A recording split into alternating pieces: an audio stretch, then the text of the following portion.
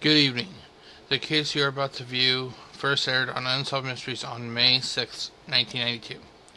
This case was difficult for me to try and produce a final thought for because of the limited amount of suspects. This seems to be a totally random crime. However, I feel there is more to it, but I'm unable to find anything. If you like what you see, don't forget to leave a thumbs up. And if you have any opinions of this case, feel free to leave them in the comments section below. Also, if you have suggestions for future cases for me to look into, feel free to leave them in the comments section as well. Now, on to the show.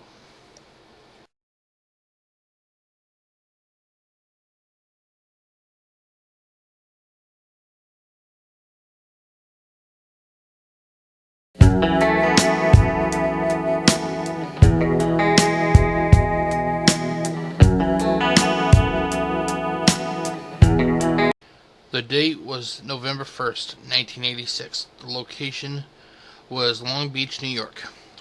Orthodox Jews comprise only 1/10 of 1% of our population as of 1986. Their roots are traced back as far as 5,000 years to the time of Moses. Orthodox Jews live by a strict code of social and moral conduct which have remained unchanged for centuries. Hours of prayer and strict dietary regimes guides the Orthodox Jews, all the way from their birth to their marriage and finally to their death.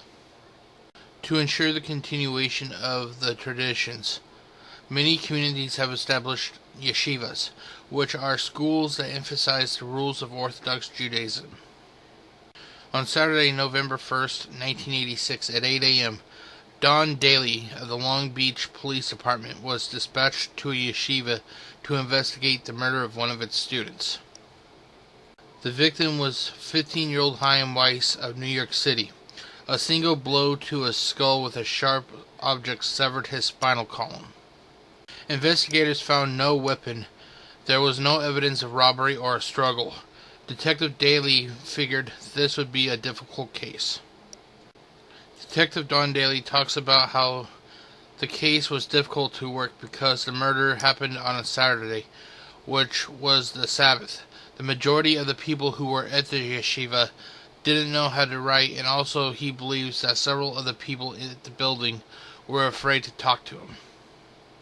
Detective Daly believes whoever killed Chaim was versed in the rituals of this branch of Orthodox Judaism because it appears that Chaim was murdered as he slept, then he was moved down to the floor of his dorm.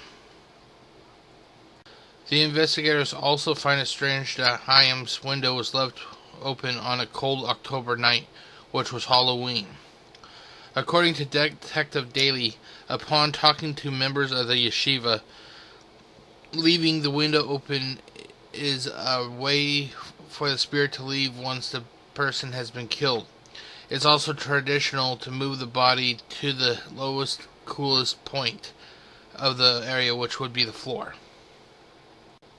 One of the rabbis asked for permission to leave a memorial candle, which was also a tradition when a member of the Orthodox religion dies. However, after the candle was placed, the crime scene was then sealed. Oddly, 2 days later, another candle appeared. No one in the school ever admitted to placing the second candle. Unable to get further evidence in the investigation, Detective Daly started to piece the final hours of Chaim's life. Together he learned that Chaim was a liked student with no enemies. He was also at the top of his class and was attending the yeshiva for 2 years. Chaim Weiss, who was Chaim's father, talked about how his son was a nice child, and he doesn't understand how this could have happened to him. That Chaim had no problems. He felt comfortable with his place in life. Halloween 1986 fell on a Friday, which was the Jewish Sabbath. In the late afternoon, Chaim left class to attend services with his friends. After the services, he went back to his dorm to study. Several hours later, 2 classmates saw Chaim reading in the hallway. Many of the students read in the hallway because during the Sabbath, it's against the rules to turn lights on in the dorms, so the children study in the hallways. Chaim was last seen alive at 1 a.m. The police believe that someone familiar with the layout of the school had knowledge that Chaim was one of the 2 students without a roommate. A student believes that someone opened his door, but he thought it was just his roommate, and he promptly fell back to sleep. The police admit they have a lot of questions that haven't been answered. A few days after the murder, Detective Daly gathered some of the people from the yeshiva together to talk to them. He would ask them questions about Chaim's murder, but every question he asked was met with stoic silence. Upon doing some research, he found out that in this particular branch of Orthodox Judaism, it's wrong to say anything unless you have proof. The investigators started to administer lie detector tests to the rabbis and 40 students. No useful information was ever gleaned from the results. Chaim's father has accepted the fact that his son is dead. However, he wishes the killer would be caught, and that could finally help him reach some peace. The main question that haunts Detective Daly is who would kill such a likable child with no known enemies. The only useful clue that the police have is that a jogger remembers seeing a child on the pier at about 7 a.m. He believes that he could have been a student from the yeshiva. All attempts to identify this child has been unsuccessful. Okay, this is the final thought. The final thought is not intended to be taken as absolute fact. Instead, these are just my thoughts about the case you just watched. I'll be honest, there isn't much for me to really suggest when it comes to the death of Chaim Weiss. I can't help but think that Chaim was a well-liked child. If that's the case, then I have to look at other ideas for this case. I only have 2 things that come to mind. Idea number 1. What if Anton Weiss is hiding more than he's letting on? If he was in league with some shady people, they could have taken revenge on his child if he refused to continue doing what they wanted. Now, this is actually something that I did not put in the script as I'm talking right now.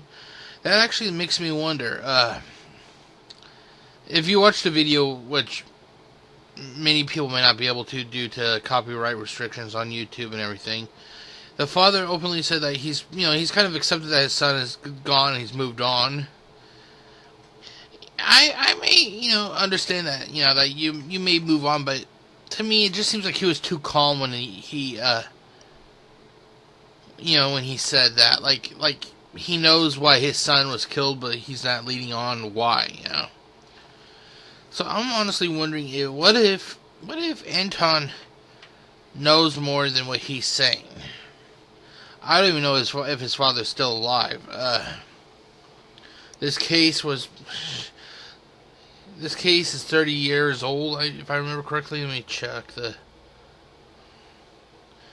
it's almost 30 years old. So who knows if his father's still alive? If his father's not alive, and we'll never know. Idea number 2. Now, I don't have much I can really say about this, but it's the only clue that the police have, which was the child that was seen on the pier at 7 a.m. I'm not sure how the yeshiva personally works, so I'm not sure if children are allowed, or if that was a student, if they're allowed to leave the grounds at that time. But why would a student at 7 a.m. be sitting on a bench at the pier? That just seems a little bit fishy to me, but they may be allowed to do that. Maybe he was like a recess or something. I don't know. Okay, but this was, like I said, I didn't have any ideas, but this was my final thought. I hope you guys enjoyed it. As always, leave a comment in the section below. Let me know what you think. I'm pretty sure I butchered the boy's name. I kept wanting to call him Chaim, and then I just kept saying Chaim. So I'm not first at names. So I'm sorry if your name is that. If that's your name and I butchered it, I apologize. No disrespect intended. Like always, leave a thumbs up if you like it. If you have any suggestions for a future case, leave them in the comments section and just take it easy. Good night, everyone.